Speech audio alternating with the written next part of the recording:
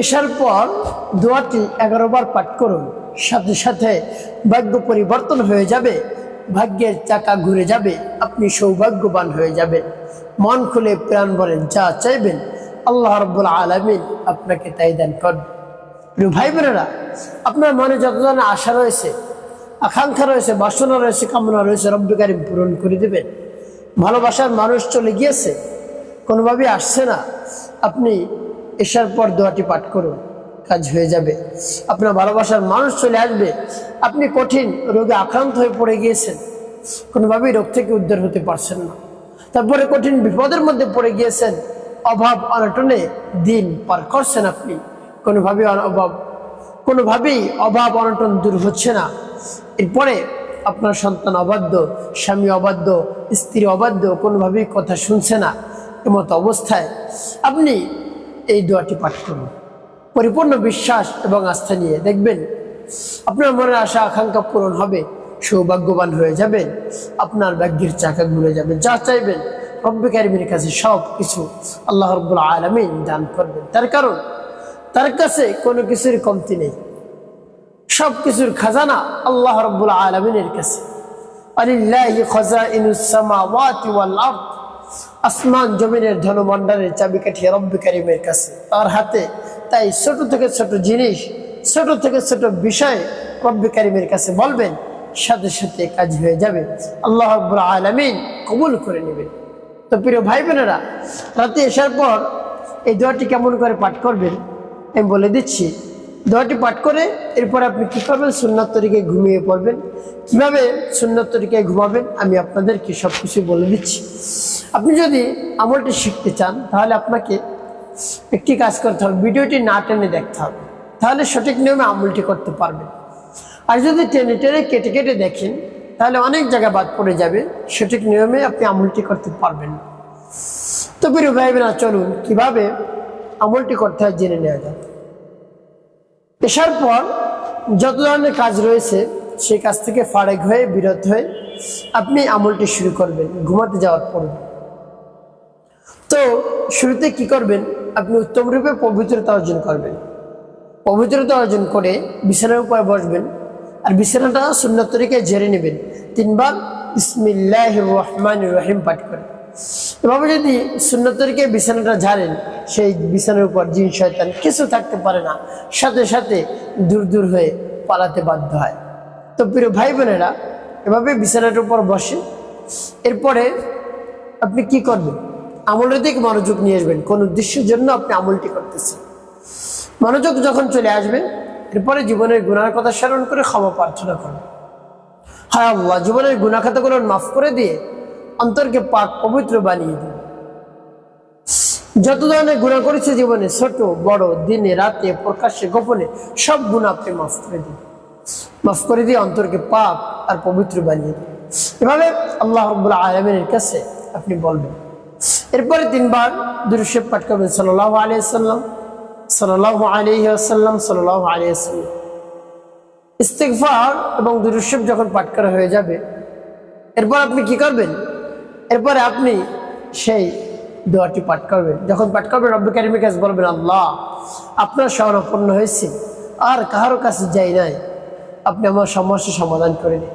আপনি পারেন, আর কেউ পারবে না। আপনি হলেন সর্বশক্তির উৎস, সর্বশ্রেষ্ঠ। আপনি, আপনার শক্তির বাইরে কিছুই নাই মালিক, আপনি সমস্যা সমাধান করে দিন। এভাবে বলে দোয়া পাঠ করবেন। পরবর্তী কি কি করবেন আমি বলে দিচ্ছি, আগে দোয়াটি বলে নিই।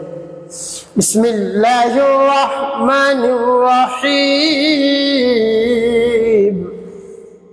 ইয়া কাদিয়াল হাজাত, ইয়া কাদিয়াল হাজাত, ইয়া কাদিয়াল হাজাত।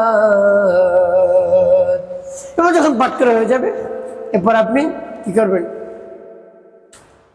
ইয়া কাদিয়াল হাজাত, এবং কতবার পাঠ করবেন, গুনি গুনি 11 বার পাঠ করবেন।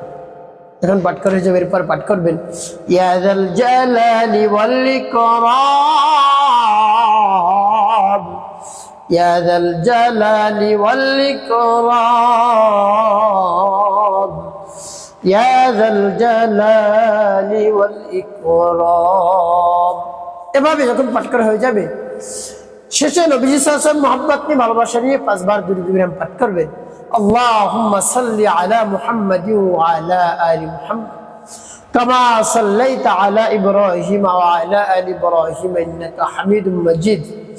আল্লাহুম্মা বারিক আলা মুহাম্মাদিন ওয়া আলা আলি মুহাম্মাদ কামা বারাকতা আলা ইব্রাহিম ওয়া আলা আলি ইব্রাহিম ইন্নাকা হামিদুম মাজিদ। আল্লাহুম্মা সাল্লি আলা মুহাম্মাদিন ওয়া আলা আলি মুহাম্মাদ كما صليت على إبراهيم وعلى آل إبراهيم إنك حميد مجيد. اللهم بارك على محمد وعلى آل محمد كما باركت على إبراهيم وعلى آل إبراهيم إنك حميد مجيد. اللهم صل على محمد وعلى آل محمد كما صليت على إبراهيم وعلى آل إبراهيم إنك حميد مجيد. اللهم بارك على محمد وعلى آل محمد كما باركت على إبراهيم وعلى آل إبراهيم إنك حميد مجيد. اللهم صل على محمد وعلى آل محمد كما صليت على إبراهيم وعلى آل إبراهيم إنك حميد مجيد.